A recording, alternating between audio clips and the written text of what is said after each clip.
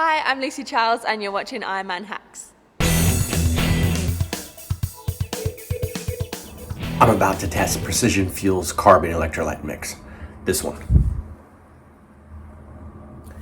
This stuff has 60 grams of carbs and 1 gram of sodium per serving.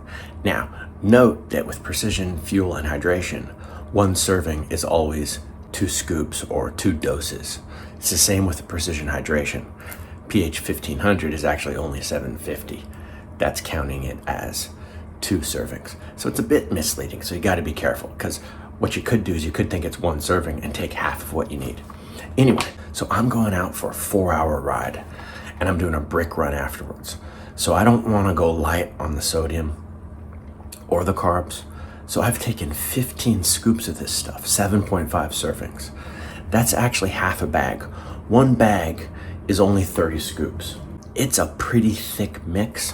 Let me just go get it right here out of the fridge because I left it overnight, and you can do that. You can do that with most of these products. You can mix them, leave them overnight, and you can see that it's fairly thick, but I haven't filled it up all the way with water yet. Anyway, the test here is to see if such a product can work well over an extended period of time when your sodium and carb depletion really starts to happen and you really need it. Testing this stuff over 1 hour doesn't really put it to the stress test. I mean, it's good to test how it tastes, how it feels, and so forth, but you're not really entering a very stressed or depleted state. But for 4 hours, I will. So we'll see how it's gonna work. 7.5 scoops or servings, 15 scoops wasn't quite enough. So I'm taking some of their gels as well. And this is the Precision Fuel, 30 grams of carb and 100 milligrams of caffeine. So that's kind of cool.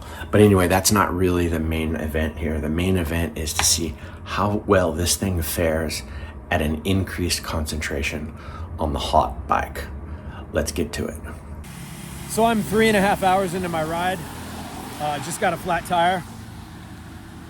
And it's raining, and my tube, the stem on my tube is too short to fit through my rim of 62.5 millimeters. So I gotta get a taxi and go home, but at least I had a chance to try the fuel here. It tasted sort of like grapefruit.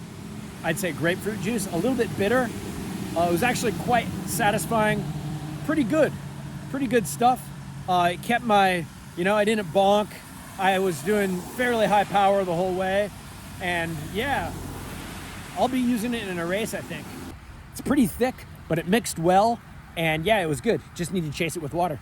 So what's the verdict? Overall, I have to say I'm pretty happy with the Precision Fuel PF60 drink mix.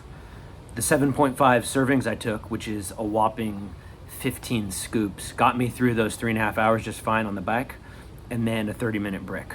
I was feeling it at the end, and I did want some more, actually.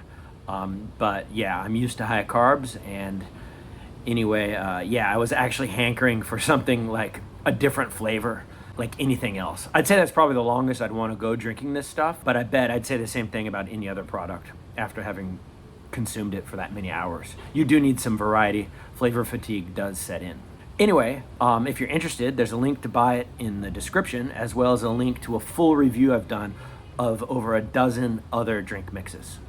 So yeah, if you got anything out of this, please like, subscribe, comment, and give me your thoughts about Precision Fuel and Precision Hydration or other endurance mixes in the comments below. And see you on the next one.